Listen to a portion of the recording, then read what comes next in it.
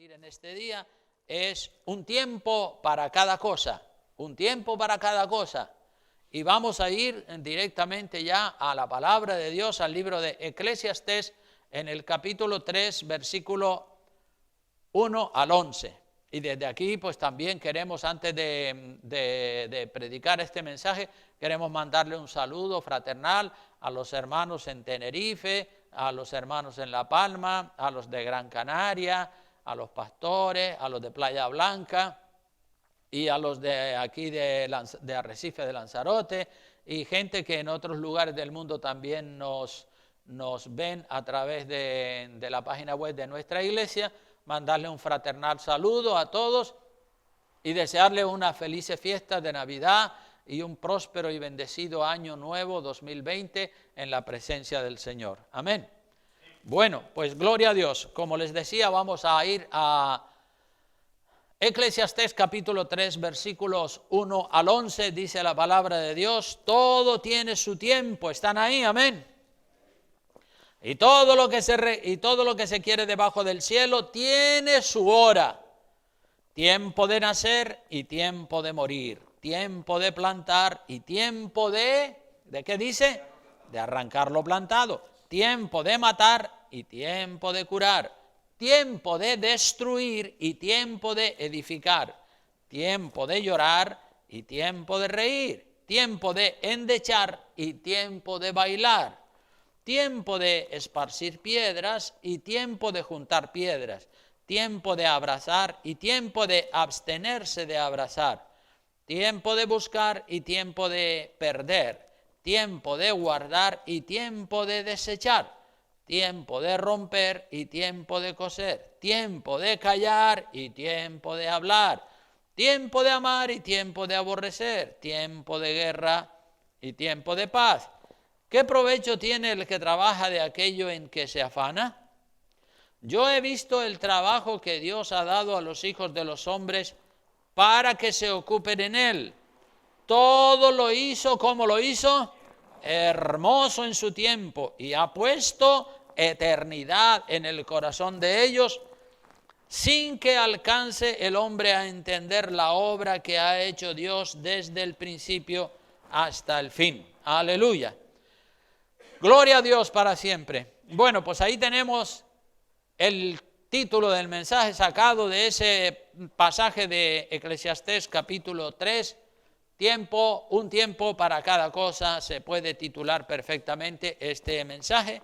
Y qué bueno, hermanos y hermanas, qué bueno que cuando la gente es equilibrada, natural, normal, moderada, que saben y que viven la gran verdad que la palabra de Dios nos enseña, esto llena el corazón de gozo, ¿verdad?, de a los pastores, de ver la gente moderada, estable, equilibrada, santificada y purificada en la presencia del Señor. En los 40 años que llevo tratando con la gente como pastor, yo me he encontrado, hermanos, muchísimas personas que se van a los extremos, que se desestabilizan, que se van a un extremo o al otro en muchas cosas. Y esas personas se pierden la bendición del equilibrio, se pierden la bendición de ser equilibrados, de ser bíblicos, tanto en el carácter de la persona como en la doctrina. Porque tanto en el carácter de la persona la gente se desequilibra y se desestabilizan, como en la doctrina que creen. También en ese aspecto la gente se desestabiliza y unos se van a un extremo y otros se van a otro extremo y así aparecen las falsas doctrinas y los falsos credos. Me he encontrado con personas que solo quieren orar y orar y orar y orar y orar, no quieren hablar con los demás, no quieren leer la Biblia, no quieren cantar, no quieren evangelizar, no quieren hacer trabajo social, no quieren ayudar a los pobres, solo quieren orar y orar y orar y orar y orar y orar y seguir orando. Pero la Biblia dice que hay un tiempo para cada cosa y cada cosa en su tiempo es hermosa. Es hermoso cuando sacamos un tiempo para orar, es hermoso cuando sacamos un tiempo para estudiar la palabra de Dios, es hermoso cuando sacamos un tiempo para venir a adorar al Señor en la iglesia. Es hermoso cuando sacamos un tiempo para evangelizar. Es hermoso cuando sacamos un tiempo para estar con la familia. Es hermoso cuando tenemos un tiempo para trabajar, un tiempo para cada cosa. Y cada cosa en su tiempo es lo más hermoso que hay. Pero ya digo que me he encontrado con personas que se obsesionan por uno de los aspectos. No es que tienen un equilibrio, sino que se obsesionan por uno de los aspectos, como por ejemplo el aspecto de la oración, y empiezan a orar, y no quieren saber de otra cosa sino de orar. También me he encontrado con personas que no quieren orar, sino que solo quieren estudiar y leer y estudiar la palabra de Dios. No quieren ayunar, no quieren orar, no quieren evangelizar, solo quieren estudiar la palabra de Dios. Y nada más, dedican cantidad de tiempo leyendo, estudiando. Esas personas no quieren cantar, no quieren hablar con las demás personas, solamente quieren leer, estudiar y acumular conocimientos sobre la doctrina, sobre esta doctrina o sobre la otra. Y no estoy diciendo, hermanos, que estudiar la palabra de Dios es malo, Dios me libre. No estoy diciendo eso, claro que no. Estudiar la palabra de Dios es bueno, pero hay que conjugarlo con una vida práctica, donde haya tiempo para orar, donde haya tiempo para evangelizar, donde haya tiempo para visitar a los enfermos, donde haya tiempo para cantar, donde haya tiempo para adorar a Dios en la iglesia, un tiempo para cada cosa. Es hermoso. La palabra dice que el mucho estudio es fatiga de la carne. Eso lo dice también el libro de Eclesiastés en el capítulo 12, en el versículo 12, Eclesiastés 12, casi terminando el libro de Eclesiastés, dice: el fin de todo discurso oído, estoy uno más adelante, el 12 dice: ahora, hijo mío, a más de esto sea amonestado. No hay fin de hacer muchos libros, y el mucho estudio es, ¿qué dice que es? Fatiga de la carne. Claro, está bien estudiar, pero no puedes estar toda la vida estudia.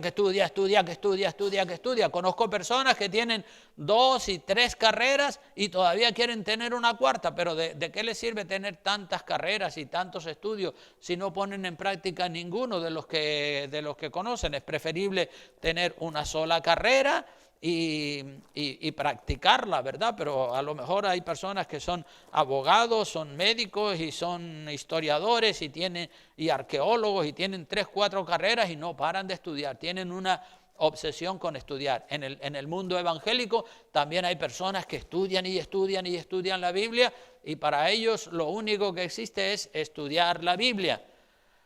Y dice la Biblia claramente en ese pasaje que no hay fin de hacer muchos libros, y el mucho estudio es fatiga de la carne. Claro que se cansa el ser humano. Tanto el mucho estudio como el poco estudio son extremos que tenemos que evitar para llevar una vida equilibrada. Repito, tanto el mucho estudio, estudiar en exceso, como el poco estudio, no estudiar nada, son extremos de una misma línea que tenemos que evitar. Tenemos que ser equilibrados, estudiar sí, pero con moderación, ¿verdad? Me he encontrado también con personas que solo quieren hablar. Hay personas que solo quieren hablar y seguir hablando y no se cansan de hablar. No quieren orar, no quieren cantar, no quieren leer la palabra de Dios, no quieren evangelizar o hacer otra cosa para el Señor. Solo quieren hablar y darle a la lengua y seguir hablando horas y horas. Personas que no pueden vivir sin hablar, se pegan horas y horas hablando por el teléfono, por internet y bla. Y la Biblia también dice que en el mucho hablar hay pecado. Vamos al libro de Proverbios, capítulo 10, versículo 19. Proverbios 10, 19. En el mucho hablar hay pecado. Y además, chisme también, ¿verdad? Como dice en otro pasaje la Escritura. 10, 19 del libro de Proverbios dice: en las muchas palabras no falta pecado. En las muchas palabras no falta pecado, mas el que refrena sus labios es prudente. en las muchas palabras, en esas personas que no paran de hablar, parecen abogados. Dice que en eso no falta pecado. Pero también te encuentras con personas al otro extremo. Te encuentras con otros que hablar con ellos hay que tirarle de la lengua para que te puedan decir algo.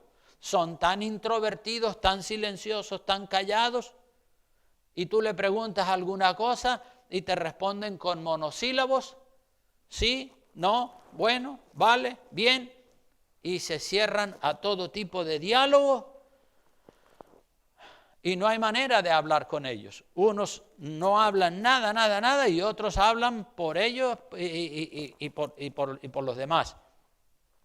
El refrán dice que hablando se entiende la gente. No podemos estar ni cerrados ni ser demasiado habladores. Tiene uno que tener el equilibrio. Hay un tiempo para cada cosa. Hay un tiempo para hablar y hay un tiempo para callar. Hay que hablar y sacar lo que uno tiene en la mente y en el corazón. Hay personas que son introvertidas y no quieren expresarse, no quieren decir lo que ellos tienen en el corazón. No vaya a ser que choquen con otras personas y entonces se encierran en sí mismos y guardan silencio. Y otros hablan, como digo, por ellos y por los demás. Todo con moderación, con equilibrio, sin pasarse de la raya y sin quedarse corto. Como dice ese refrán, ni tanto ni tampoco, ¿verdad? Es decir, ni demasiado ni demasiado poco. Me he encontrado también con personas que solo quieren cantar. Y cantar y cantar y cantar y seguir cantando y volver a cantar y a cantar y a cantar y a cantar. No quieren orar, no quieren ayunar, no quieren estudiar la palabra de Dios, no quieren evangelizar, no quieren hacer trabajo social, solamente cantar y cantar y cantar y seguir cantando toda la vida. Y uno dice, hombre, pero sí, está bien que cantes, pero ten tiempo también para evangelizar, ten tiempo también para orar, ten tiempo también para buscar de Dios, ten tiempo también para leer la palabra de Dios. No, solo cantar, cantar, cantar y cantar. Te encuentras con otros que solo quieren trabajar. Y trabajar y trabajar y trabajar y trabajar y trabajar y seguir trabajando y nada más que trabajo, trabajo, trabajo, trabajo y trabajo.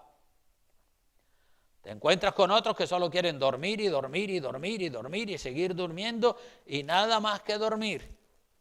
Te encuentras con otros que solo quieren jugar y jugar y jugar y jugar como si eso fuera todo en la vida, el juego, y a jugar y a jugar y a jugar con las maquinitas o con lo que sea. Pero la Biblia dice que hay un tiempo para cada cosa, lo hemos visto claramente en el libro de Eclesiastés, un tiempo para cada cosa, un tiempo para jugar, un tiempo para reír, un tiempo para trabajar, un tiempo para orar, un tiempo para dormir, un tiempo para cada cosa y cada cosa en su tiempo es perfecta. Reír, jugar, orar, ayunar, llorar, cantar, visitar, dormir, descansar, estudiar, investigar, trabajar y muchos otros verbos más tienen que estar presentes en nuestra vida. No podemos centrarnos solo en una cosa y olvidarnos de los demás como hacen algunos que se van a un extremo. Hermanos, la vida cuando es variada y tiene un poco de cada cosa, entonces se vuelve fascinante, se vuelve atractiva, diversa, entretenida, equilibrada. ¿Cuántos dicen amén? Aleluya. Un poquito de cada cosa y es lindo y es hermoso, cada cosa en su tiempo. El año tiene 4 estaciones, primavera, verano, otoño, invierno. Fíjense cómo Dios nos enseña a través de la naturaleza. 4 estaciones para el año, la primavera, el otoño, el invierno, el verano. ¿Qué pasaría si todo el año fuera verano? El calor agobiante, ¿qué pasaría? Necesitamos tiempo fresco. ¿Y qué pasaría si todo el año fuera invierno y estuviera lloviendo y nubes y nublado? Uy, ya queremos un poquito de sol, ¿no es cierto? Entonces, Dios es un Dios equilibrado. Dios es un Dios sabio, un Dios de diversidad. Y así hay muchas personas que se van a los extremos. Se van a los extremos en cuanto al carácter o se van también a extremos doctrinales. Los testigos de Jehová, por ejemplo, los testigos de Jehová solo creen en Dios Padre. Los testigos de Jehová solo creen en Dios Padre, Jehová, Jehová, Jehová, Jehová, y andan siempre con Jehová. A Jesucristo no lo consideran para nada, diciendo que Jesucristo es el arcángel Miguel y que no es Dios, y solo hablan de Jehová y de Jehová y de Jehová y más Jehová. Te encuentras con un testigo de Jehová y la palabra, hasta en el nombre lo tienen, testigos de Jehová. La palabra de ellos es Jehová, Jehová, Jehová, Jehová y más Jehová. Del Espíritu Santo, que es la tercera persona de la Trinidad, ellos no quieren hablar. Y si alguien habla del Espíritu Santo, dice no, el Espíritu Santo es la fuerza activa de Dios. Es decir, que despersonalizan, le quitan la personalidad al Espíritu Santo, reduciéndolo a una simple fuerza activa, como decir, por ejemplo, la electricidad. La electricidad es una fuerza, no es una persona, pero el Espíritu Santo es una persona. Por eso que Jesucristo mandó que bautizáramos en el nombre del Padre, del Hijo y del Espíritu Santo. Si fuera una fuerza activa, como dicen los testigos de Jehová, no hubiese mandado el Señor a que se bautizara en el nombre del Espíritu Santo. Entonces te encuentras con los testigos de Jehová. Ves que están en un extremo. Jehová, Jehová, Jehová, Jehová y Jehová.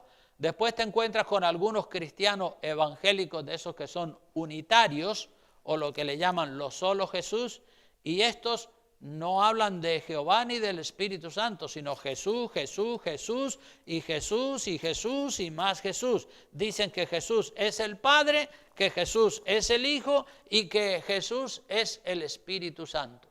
¿Cómo?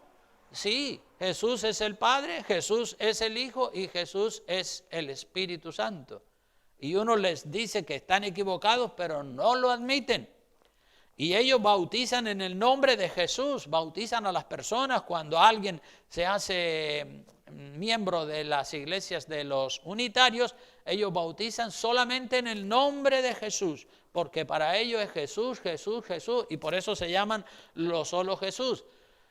Ellos no le hacen caso a lo que dice Jesús, porque el mismo Jesús en Mateo capítulo 28, si vamos a la Biblia, Mateo capítulo 28, versículo 18 al 20, vean lo que dice la palabra de Dios. Mateo 28 del 18 al 20 dice, Jesús se acercó y les habló diciendo, Jesús mismo les dijo, toda potestad me es dada en el cielo y en la tierra, por tanto, id y haced discípulos a todas las naciones. El Señor, esta es la gran comisión, mandando a sus discípulos a que vayan a predicar el Evangelio por todas las naciones, a ser discípulos, bautizándolos, dice, bautizándolos en el nombre del Padre, del Hijo y del Espíritu Santo. Ahí está la Trinidad más clara que el agua, dicha por el mismísimo Señor Jesucristo. Pero los solo Jesús ignoran lo que dice el mismo Señor Jesucristo. Entonces tenemos por un lado los testigos de Jehová en un extremo, Jehová, Jehová, Jehová, Jehová. Tenemos los unitarios, Jesús, Jesús, Jesús, Jesús. Y después tenemos por otro lado los de oración fuerte al Espíritu Santo. Eso es otra secta que se levantó en Brasil y le llaman así.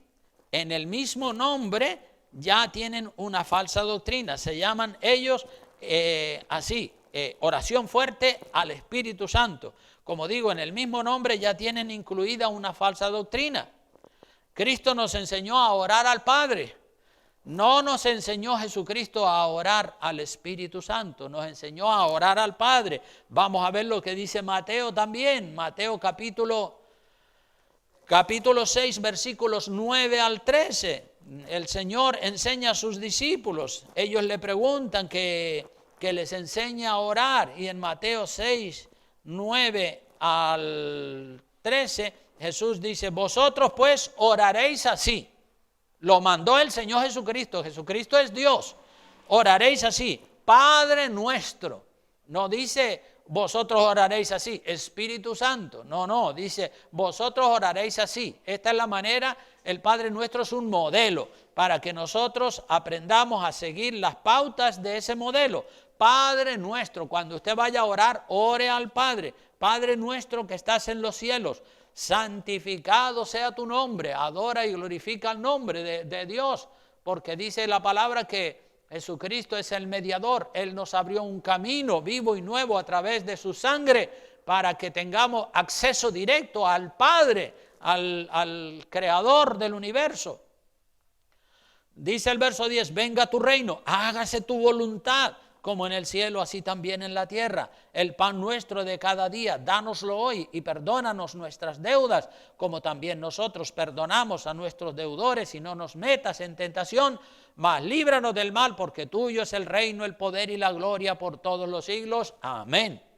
Entonces, aquí vemos que el Señor Jesucristo nos dice cómo tenemos que orar, las pautas, el modelo de la oración que nosotros tenemos que hacer, siempre dirigírsela al Padre y hacerlo en el nombre de Jesucristo. Pero los de la secta Oración Fuerte al Espíritu Santo le oran al Espíritu Santo, y eso no tiene fundamento bíblico en la doctrina de ellos. Cristo es el camino, es el mediador. Vamos a ver lo que dice Juan 14:6. Son pasajes de la Biblia que todos conocemos, son muy conocidos. Juan 14:6 dice, yo soy el camino y la verdad y la vida. Nadie viene al Padre sino por mí. O sea que Jesucristo es el camino, es el mediador, es el gran sumo sacerdote, como dice el libro de Hebreos, a través del cual nosotros tenemos entrada directa al Dios Todopoderoso. Todo lo que pidiereis, dijo el Señor Jesucristo también en el capítulo 14, versículo 13 de San Juan, 14:13 dice, y todo lo que pidiereis al Padre en mi nombre, lo haré, para que el Padre sea glorificado en el Hijo. Si algo pidiereis en mi nombre, yo lo haré. Es decir, hay que pedirle al Padre en el nombre de Jesucristo. Eso es lo que nos enseña la palabra de Dios. No dice que oremos al Espíritu Santo ni que oremos a Jesucristo, sino que oremos al Padre y que lo hagamos en el nombre de Jesucristo, porque Jesucristo es el único mediador entre Dios y los hombres, como dice el libro de Hechos de los Apóstoles, capítulo 4, versículo 12. Mire, este es otro verso central de la palabra de Dios. Hechos de los Apóstoles 4:12, dice así la Escritura. Dice, y en ningún otro hay salvación, porque no hay otro nombre bajo el cielo dado a los hombres en el que podamos ser salvos. El único nombre en el que podamos ser salvos. En ningún otro hay salvación. No hay otro nombre, ni la Virgen, ni el Espíritu Santo. Es el nombre de Jesucristo a través del cual tenemos acceso directo al Padre, hermanos. Así que la doctrina de la Trinidad la desvinculan, y los testigos de Jehová cogen Jehová, Jehová, Jehová, los unitarios Jesús, Jesús, Jesús, y los de oración fuerte al Espíritu Santo, el Espíritu Santo, el Espíritu Santo, e ignoran cada una de estas tres sectas, ignoran el conjunto de la Trinidad, y cada uno de ellos pues coge solamente una de las personas de la Trinidad y lo demás prácticamente que no existe. Pero la doctrina de la Trinidad al completo la encontramos en Mateo 28, que ya lo vimos hace un momento, Mateo capítulo 28, versículo 19, donde Jesucristo dice que bautizáramos en el nombre del Padre, del Hijo y del Espíritu Santo. Ahí está la Trinidad, ¿qué más quieren? En Mateo capítulo 3, versículo 16, y podía citar un montón de versículos más. Mateo capítulo 3, mire lo que dice, Mateo 3, 16 y 17 dice, Jesús, después que fue bautizado, subió luego del agua, y he aquí los cielos le fueron abiertos, y vio al Espíritu de Dios que descendía como paloma y venía sobre él, y hubo una voz de los cielos que decía, este es mi Hijo amado en quien tengo complacencia. O sea que aquí vemos claramente que Jesús está siendo bautizado por Juan en el río Jordán. Y cuando sube el Señor del agua, cuando sale del río, he aquí los cielos fueron abiertos y vio al Espíritu de Dios que descendía como paloma sobre el Señor Jesucristo. Entonces tenemos al Señor Jesucristo saliendo del agua, el Espíritu Santo descendiendo sobre él y una voz del cielo, la del Padre, que dice, este es mi Hijo amado en el cual tengo complacencia. Más claro es imposible, ¿verdad? Tenemos Jesucristo saliendo del agua, el Espíritu Santo en forma de paloma posándose sobre Jesucristo y la voz del cielo del Padre diciendo, este es mi Hijo amado. Más claro imposible. Ahí está la Trinidad. En Mateo 28 también está la Trinidad. En Génesis también está la Trinidad. Y en muchos otros pasajes de la Biblia, que no tengo tiempo ahora de citarlos, ahí está la Trinidad al completo. Y nosotros somos trinitarios. Creemos en el Padre, creemos en el Hijo y creemos en el Espíritu Santo. 3 personas, un solo Dios. Cada persona, Padre, Hijo, Espíritu Santo, tiene su lugar y es cada uno diferente el uno del otro. El Padre no es el Hijo, ni es el Espíritu Santo. El Padre es el Padre. El Hijo es el Hijo, no es el Padre ni es el Espíritu Santo, es el Hijo. Y el Espíritu Santo es el Espíritu Santo, no es ni el Padre ni el Hijo, sino el Espíritu Santo es el Espíritu Santo. Cada persona es lo que es. Eso es lo que nos enseña la palabra de Dios y nosotros creemos en un evangelio completo, la Trinidad al completo. Cada persona tiene su lugar. Hemos estado estudiando un tiempo para cada cosa y cada cosa en su tiempo, cada cosa en su lugar. Dios es un Dios de orden. El Padre tiene una función, el Hijo tiene otra función y el Espíritu Santo tiene otra función. No podemos decir, como dicen los unitarios, que Jesucristo es el Padre, es el Hijo y es el Espíritu Santo a la vez. Y otros cogen, otras personas que están desestabilizadas o desequilibradas, cogen un verso de la Biblia, lo sacan de su contexto y hacen una falsa doctrina a gusto de ellos para no someterse al pastor de la iglesia. Me he encontrado en el curso de mis años como pastor con personas que no aceptan que una persona pueda ejercer un ministerio pastoral, personas que tienen rebeldía en su corazón y dicen, no, Jehová es mi pastor, Jehová es mi pastor. O sea que yo entonces no soy su pastor. No, Jehová es mi pastor, dicen. Y uno dice ante esto, ve uno las personas que se van a un extremo o que se van al otro, claro que se agarran del Salmo 23, pero cogen y descontextualizan el Salmo 23. El Salmo 23, que se titula precisamente Jehová es mi pastor, nada me faltará, en lugares de delicados pastos me hará descansar, junto a aguas de reposo. En fin, ya ustedes saben el Salmo 23, el Salmo del buen pastor, Jehová es mi pastor. David dijo eso, el rey David en el Viejo Testamento dijo eso, Jehová es mi pastor, porque en esa época pues no, los pastores, es decir, no habían pastores como pastores, evangelistas, apóstoles, profetas y maestros como hay en el Nuevo Testamento. En el Viejo Testamento solo estaban los sacerdotes y los escribas y los fariseos, y ellos sí, pues hacían una función pastoral, pero no eran propiamente dichos los pastores. Pero como David se dedicaba a cuidar ovejas, por eso entendió perfectamente lo que es la relación entre un pastor y las ovejas, y como él cuidaba las ovejitas y las atendía bien y las defendía de los lobos o de los osos que venían a comérselas, pues él pudo decir, así como él las defendía, dice, pues Dios, Jehová es mi pastor. Pero en el Nuevo Testamento Dios ha establecido pastores. Miren lo que dice Efesios capítulo 4 versículo 11, para que veamos que no podemos coger un verso de la Biblia y amañarlo para que tengamos una doctrina a nuestro gusto. Efesios capítulo 4 versículo 11 dice, y el mismo Dios constituyó a unos apóstoles, a otros profetas, a otros evangelistas y a otros pastores y maestros. Dios mismo constituyó, el Señor Jesucristo constituyó apóstoles, evangelistas, profetas, pastores y maestros. ¿Para qué? Pues para la edificación de la iglesia. Y si vamos al libro de Hebreos en el capítulo 13, versículo 17, capítulo 13 del libro de Hebreos, versículo 17, dice, obedeced a vuestros pastores y sujetaos a ellos, porque ellos velan por vuestras almas, como quienes han de dar cuenta para que lo hagan con alegría y no quejándose, porque esto no os es provechoso.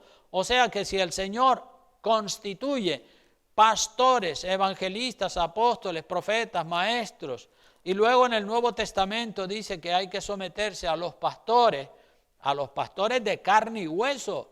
Es verdad que Jehová es nuestro pastor, pero es un pastor invisible que está arriba en el cielo. Pero mientras estamos aquí en la tierra, tenemos que sujetarnos a las autoridades, a los pastores que están aquí en la tierra. Pero hay personas que me han dicho en mi propia cara, no, usted no es mi pastor, Jehová es mi pastor. Entonces, ¿cómo? Pero si yo no soy tu pastor, entonces, ¿cómo es que te congregas en esta iglesia? No puede ser. Los extremismos siempre acaban mal. Personas que se van a un extremo, que se van a otro extremo, que sacan un texto del contexto general de la palabra de Dios. Por eso digo que los extremismos son malos. Los extremismos en la doctrina, los extremismos en el carácter. Los que solo quieren orar y orar y orar y orar y orar, o los que solo quieren estudiar y estudiar y estudiar y de estudiar, o los que solo quieren hablar y hablar y hablar, o los que solo quieren cantar y cantar y cantar, o los que solo quieren jugar, o los que solo quieren divertirse, o los que solo quieren trabajar, o los que solo quieren oír. Esos son extremismos. Dice la palabra de Dios que hay un tiempo para cada cosa, tenemos que ser equilibrados y darle un tiempo a cada cosa, un tiempo para orar, un tiempo para evangelizar, un tiempo para estudiar la palabra, un tiempo para cada cosa y cada cosa en su tiempo. Pero hay personas que reciben un consejo del pastor y no lo escuchan, pero no lo reciben en su corazón. Y dicen, no, yo soy así, y yo soy así, y yo soy así, y yo soy así, y a mí nadie me cambia. Claro, es verdad, tú eres así, pero ¿por qué no dejas de ser así y procuras ser como Cristo? Esa es la pregunta, ¿verdad? No, yo soy así, sí, ya sabemos que eres así, y así, y así, y así. Pero ¿y por qué no dejas de ser así, y así, y así, y así, y te haces como Cristo? Tenemos que ser como Cristo, tenemos que imitar a Cristo. El modelo es Cristo. El modelo a seguir por ti y por mí es Cristo. Y tú y yo estamos llamados a perseguir la estatura de la plenitud de Cristo, llegar a ser un varón perfecto, conforme muy parecido o alcanzar esa medida de ser como Cristo, ¿verdad? Por un lado tenemos personas extremistas en su carácter y por otro lado tenemos personas extremistas en la doctrina. Los extremistas en la doctrina, ya los cité antes, los que solo Jehová, o los solo Espíritu Santo, o los solo Jesús. También tenemos aquellos que dicen Dios es amor, y Dios es amor, y Dios es amor, y Dios es amor, y Dios es amor, y Dios es amor, y siguen diciendo que Dios es amor, y no paran de decir, lo único que saben decir es Dios es amor, y con eso ya lo resuelven todo. Y también tenemos los que están en otro extremo, que dice, Dios es juicio, Dios es justicia, Dios te va a castigar, Dios. Solo tienen una idea en su mente y en su corazón y de ahí no lo saca nadie. Se encuentra uno con personas que solo hablan del amor. Es verdad que Dios es amor, pero se vuelven fanáticos del amor, ignoran la disciplina, ignoran el juicio de Dios, las leyes. Otros se pasan la vida hablando de juicio y de la ira de Dios y del juicio. Claro, todos son piezas de un mismo componente, piezas de la palabra de Dios, pero nosotros tenemos que ser equilibrados. Otros cogen el tema de las profecías. Para ellos, su único tema son las profecías concernientes al futuro y no le hables de otra cosa, sino de profecías. Le ponen oído a cuantos falsos profetas hablan en internet de manera profética, anunciando que va a caer un meteorito en Puerto Rico, aquí o allá, pero pasa el tiempo y ese meteorito no cayó según la profecía de ese profeta, pero ellos siguen creyendo a otros falsos profetas, porque la inclinación de ellos es profecía, profecía, profecía, y anuncian otros cataclismos y ellos los creen, pero ahí quedan, no son capaces de examinar y esperar a ver si se cumple o si no se cumple, y están trabados en eso. Otros están trabados en el tema de la sanidad del cuerpo, y si están enfermos o lo que sea, como que le retuercen la mano a Dios, casi como obligando a Dios a que le sane, y a veces Dios sana y otras veces Dios te dice vete al médico para que el médico te cure. En fin, Dios obra de muchas maneras. No podemos encasillar a Dios y decir que Dios tiene que hacer así como uno se piensa, ¿verdad? Otros cogen el tema de las lenguas y solo quieren hablar de las lenguas y las lenguas y las lenguas y las lenguas y más lenguas. Otros cogen el tema de la prosperidad. La prosperidad material, y solo hablan de cosas materiales, coches, casas, negocios, empresas, para justificar su materialismo. Y también se van al Viejo Testamento y utilizan el caso de Abraham. Y dicen, no, si Abraham era riquísimo y tenía mucha plata, mucho oro, mucho ganado. Y Job también era muy rico. Y entonces siguen defendiendo el tema de la prosperidad de esa manera. Otros son liberales y se van al mundo, al liberalismo, y pierden la moral, pierden el pudor, pierden la decencia, y para ellos o para ellas todo vale, todo está bien. Las verdades, hermanos, las verdades llevadas a los extremos se convierten en falsas doctrinas. Esto es muy importante. Las verdades llevadas a un extremo se convierten en falsas doctrinas. Las verdades llevadas a un extremo se convierten en falsas doctrinas. Lo repito, las verdades enfatizadas más de la cuenta y llevadas a un extremo se convierten en una falsa doctrina. Yo me pregunto y digo, ¿por qué la gente se van a los extremos doctrinales o a los extremos en cuanto al carácter? ¿Por qué no son equilibrados? Y ve uno tantos desequilibrios, y he tratado de corregir como pastor tantos desequilibrios, pero no hay manera. ¿Por qué la gente son tan desequilibrados? ¿Por qué no tienen el equilibrio de la palabra? Jesucristo y la Biblia es lo más equilibrado que existe. Jesucristo es perfecto. Un tiempo para cada cosa en su tiempo. Dios es un Dios de orden. Pero es que en el fondo del corazón de muchas personas está el ego. Ese es el gran problema.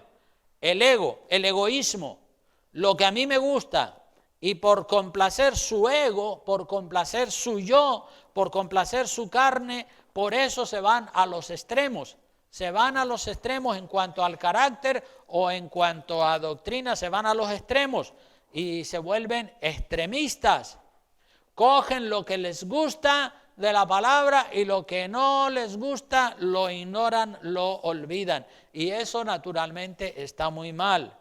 La manera correcta de entender la Biblia es considerarla en su conjunto de los 66 libros que contiene.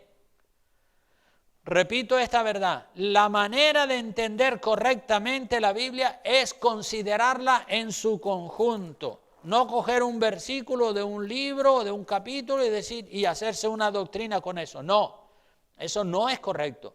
Uno tiene que leer toda la Biblia y cogerla toda en su conjunto y entenderla, el Viejo Testamento dentro del Viejo Pacto, el Nuevo Testamento dentro del Nuevo Pacto, entender la relación que existe entre el Viejo y el Nuevo Testamento y entenderla de manera correcta, considerarla en su totalidad, en su conjunto.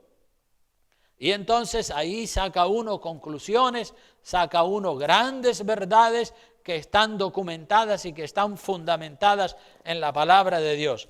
Aislar un pasaje o un texto de las Escrituras del resto de la Biblia es un error como un castillo de grande.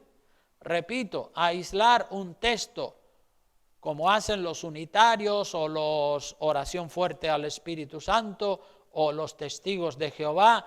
El error de ellos consiste en que cogen algún pasaje de la Biblia y de eso montan ellos una doctrina ignorando todo lo que dice las Escrituras en todos los otros pasajes.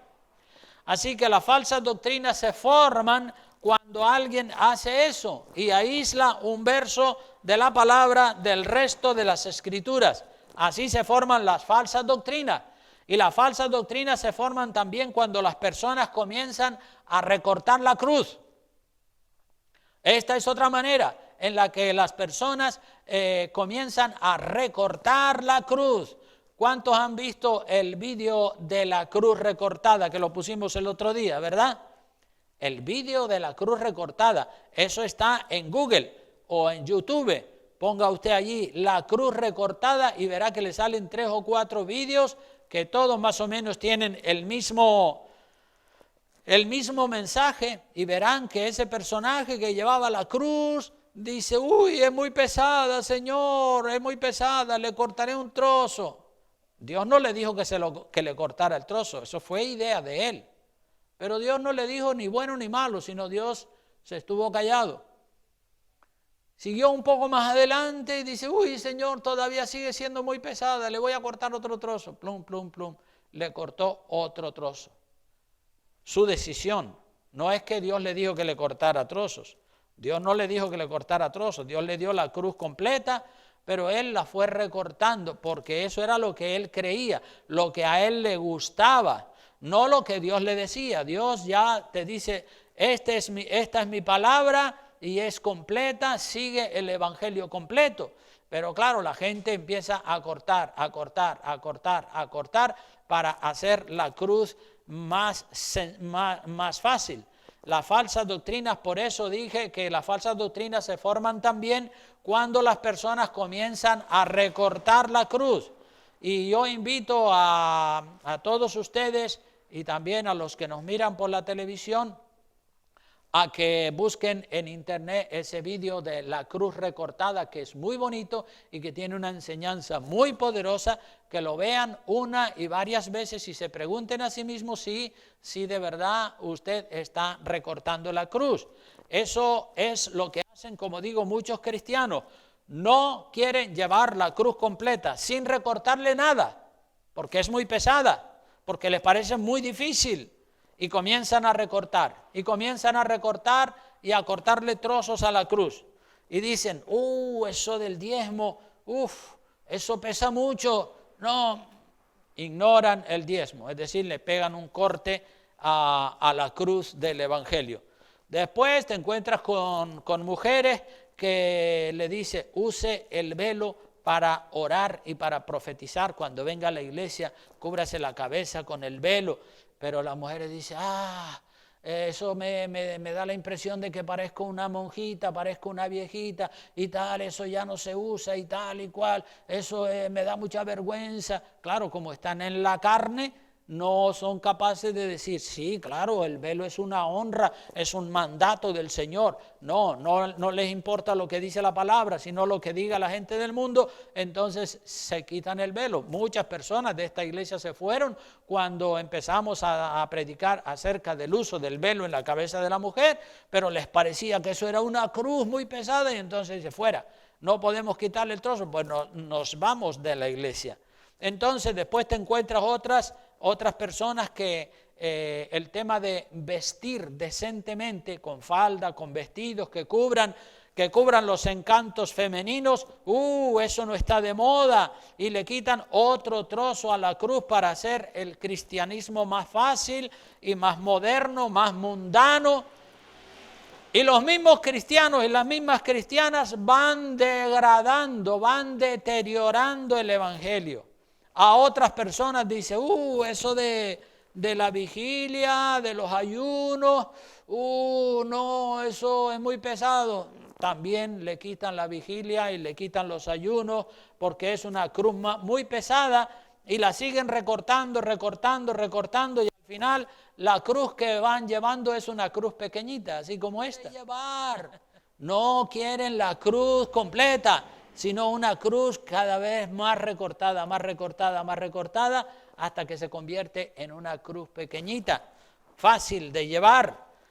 Pero ser cristiano, hermano, ser cristiano estando en la carne es muy duro. Llevar la cruz estando en la carne es prácticamente imposible.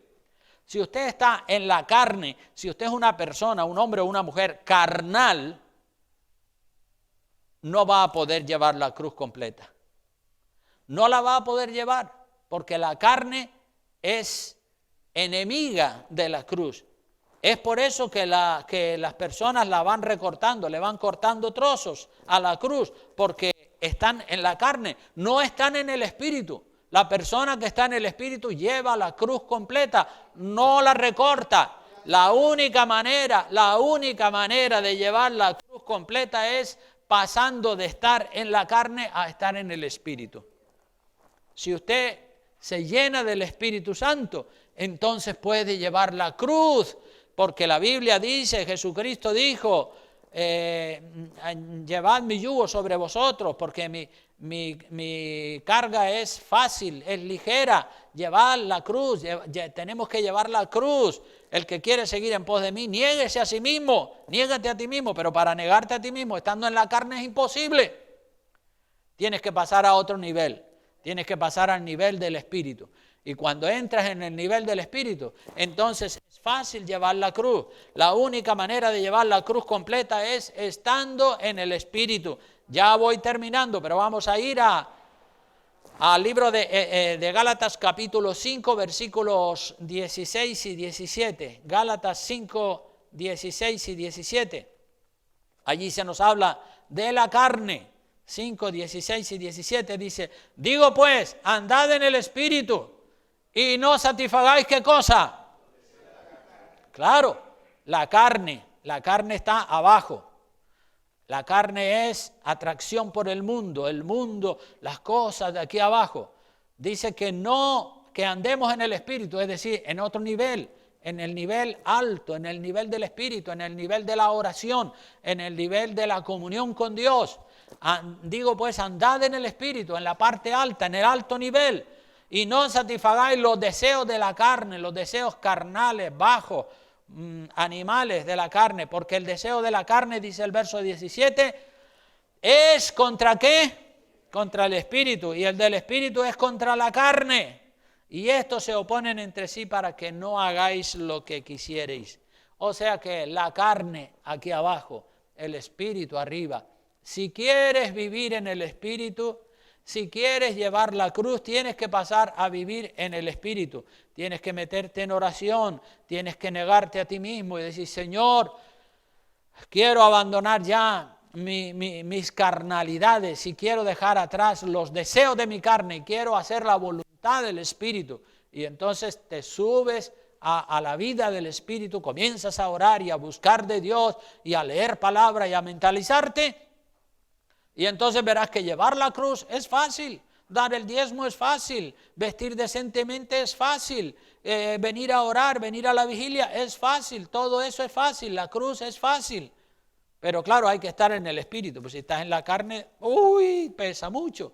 Y claro, si estás en la carne tienes que empezar a cortarle hasta que reduces la cruz a una cruz pequeñita, ¿verdad? Pero eso es un síntoma de que estás en la carne. Si estás en el Espíritu, lleva la cruz completa. Así que cuando vives leyendo la palabra de Dios y amando a Dios, la cruz se vuelve ligera. Mi yugo es fácil y ligera mi carga, dijo el Señor, si estás en el Espíritu, naturalmente. Pues hasta aquí ha sido el mensaje de la palabra. Un tiempo para cada cosa en su tiempo, ¿verdad?